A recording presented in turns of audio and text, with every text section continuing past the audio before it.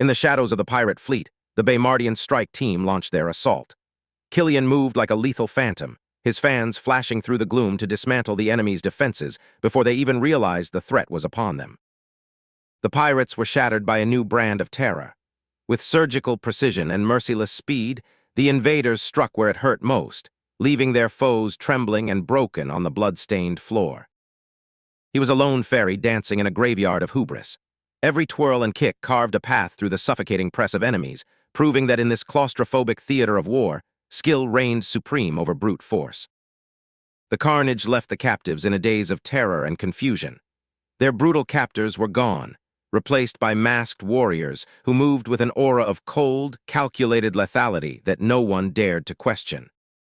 Landon coordinated the symphony of chaos from afar. As reports trickled in, the final pieces of the liberation effort fell into place, ensuring that when the sun rose, the shackles of the enslaved would be a memory of the past. The boy Rankin finally found the sanctuary he had barely dared to hope for. After endless nights of interrogation and fear, the arrival of his rescuers signaled the start of a new, uncertain life. The fleet slipped away, vanishing into the snowy horizon like spirits in the night. The town was left in a desolate silence, the enemy's control shattered by the precision of a ghost force they would never truly understand. For Emilia, the nightmare ended with a touch of freedom. The men in black, though mocking and cold, had acted as architects of their salvation, shattering the chains that held their bodies and spirits captive. Back in Baymard, the hum of progress was the only sound that mattered. Overseers Wiggins and Tim gazed at their latest marvel, headphones, knowing that these small devices would soon redefine the world's connection to sound. Innovation was the heartbeat of Baymard, and the next generation stood ready to learn its pulse. They were not just building gadgets, they were crafting the future, one circuit and one frequency at a time. But darkness brewed in the shadows of Tenola. Deep within a fortress strangulated by nature, the witches of Avedart performed their gruesome rites, their eyes set on a singular, exquisite target. These girls, barely into their teens, licked the blood of their sacrifices from their skin with divine ecstasy. To them, the cruelty was a path to immortality, a monthly necessity to maintain the beauty they guarded so fiercely. Their leader, Jamila, had found their newest prize. A sacrifice was required to appease their goddess, and the daughter of a traitor, Princess Lucy, was the perfect vessel to satisfy their thirst for vengeance. Meanwhile, Landon embraced the role of a protector. He spoke to the boy not as a burden but as a future, giving the young Rankin a name, Portgas D. Wren, and a promise of a home where he could finally grow.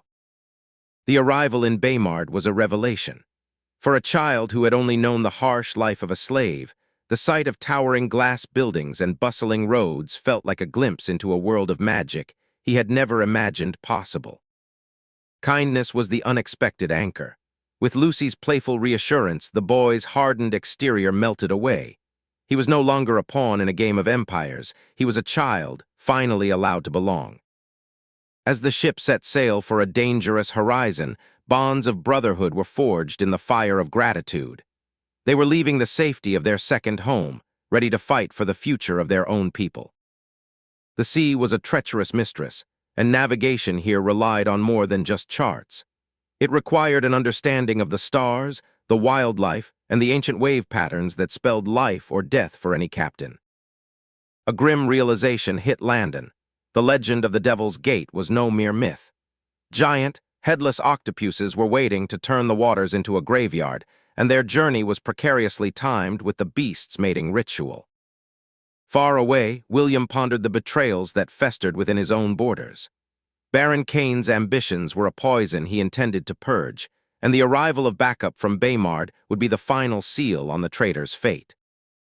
In Corona, the spirit of unity was being forged through fire and steel.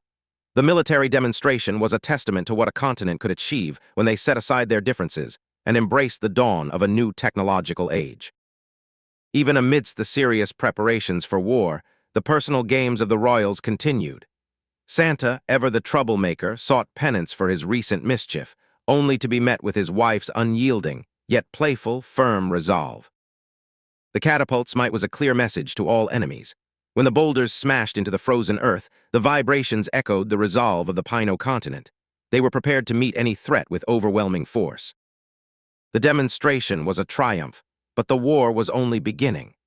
Inside the command room, the leaders of Corona faced the bitter reality of the Order's infiltration, their fury fueling a unified commitment to defend their people at any cost.